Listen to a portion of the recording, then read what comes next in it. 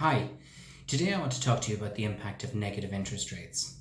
The impulse to protect what we have is instinctive to us all. This applies to all our possessions, not least our wealth. The application of negative interest rates on deposit has understandably struck a chord with everyone. But it is possible that this may be a force for good if it is the call to action that triggers investors to confront a decision they have been unwilling to make. For some, it is necessary to hold a certain amount of liquid assets in cash, but liquidity should be based on short-term expenses, not long-term ones.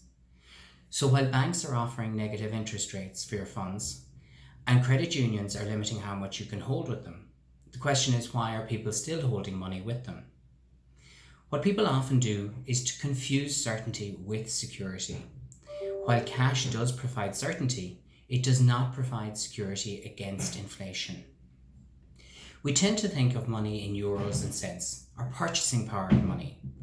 If, for example, my cost of living doubles, but my capital and interest remain the same, then I'm effectively losing half my money. By defining risk in investments in terms of loss of purchasing power, as opposed to volatility, then this is the impact of changing your investment landscape.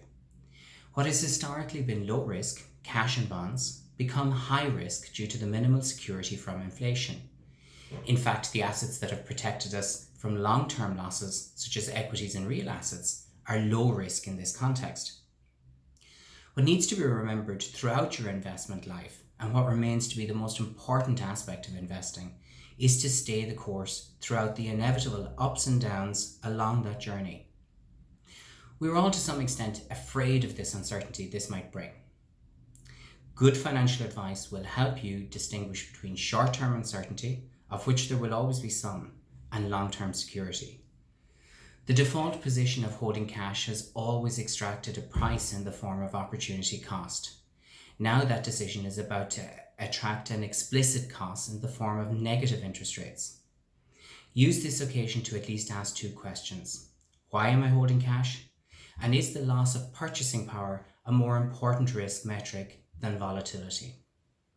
My message for today: don't seek certainty, seek good advice.